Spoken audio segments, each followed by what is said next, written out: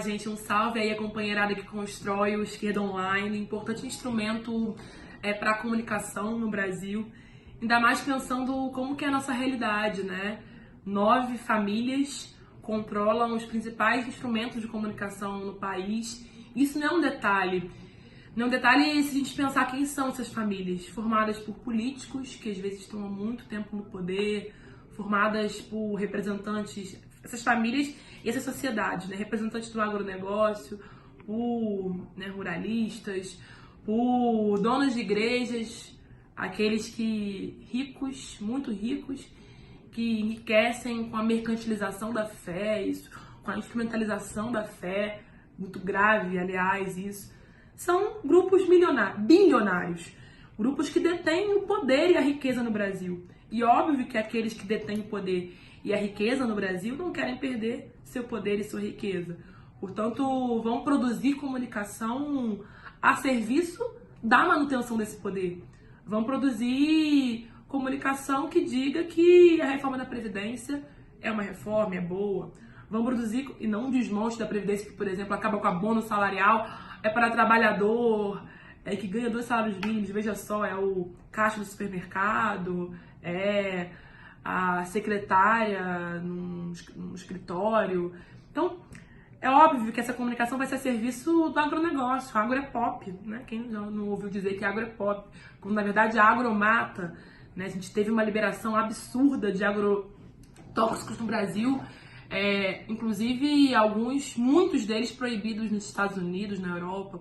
Eu digo isso porque a gente, lamentavelmente, tem hoje o predomínio de uma comunicação que, de alguma maneira, cerceia a pluralidade da comunicação, cerceia, inclusive, às vezes, o papel social que deve ter devem ter alguns instrumentos de comunicação.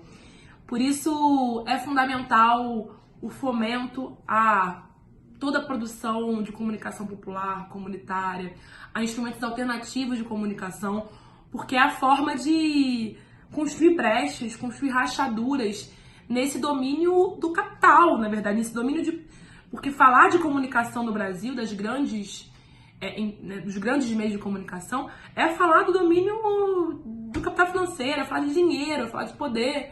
E é importante que a gente tenha instrumentos que estejam a serviço de enfrentar as desigualdades que estão postas no Brasil, de denunciar retrocessos aos direitos sociais. E o Esquerda Online, sem dúvida, que aniversaria aí dos seus 3 anos, tem cumprido um papel fundamental. Porque uma imprensa livre, uma imprensa plural, ela é fundamental, uma comunicação livre e plural, ela é fundamental para a manutenção da democracia.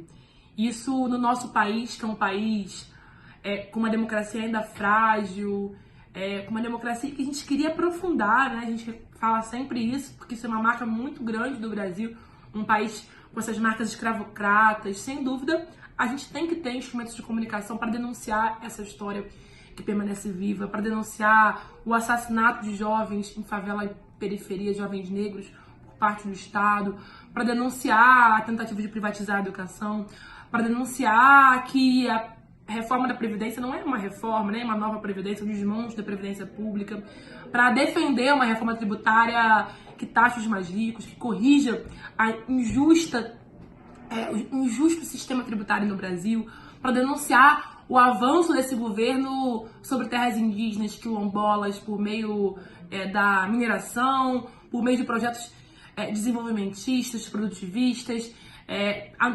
denunciar a desastrosa política ambiental no Brasil, como, por exemplo, o descaso que está tendo com o Fundo Amazônia.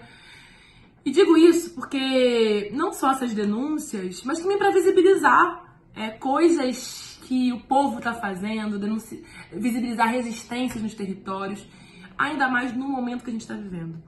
Porque se a gente acha que a imprensa livre, que a comunicação plural e livre, ela é pilar da democracia, isso é fundamental no momento de retrocesso democrático. No momento em que a gente tem um presidente que não tem vergonha de sugerir que se comemore a ditadura, que questiona o papel da Comissão da Verdade, aliás, que coloca inimigos da Comissão da Verdade na própria Comissão da Verdade, que desrespeita famílias de mortos e desaparecidos na ditadura, no momento em que se lembra desse período com saudade e questiona esses assassinatos e desaparecimentos, reconhecidos inclusive já pelas Forças Armadas, no momento que questiona políticas públicas que incidem para conter o trabalho escravo no Brasil. É um presidente que não tem apego à democracia no momento em que questiona a própria liberdade de imprensa. Eu termino com isso porque o que aconteceu no caso das divulgações do Intercept, que culminaram na perseguição ao Glenn, aos jornalistas do Intercept, à família do Glenn.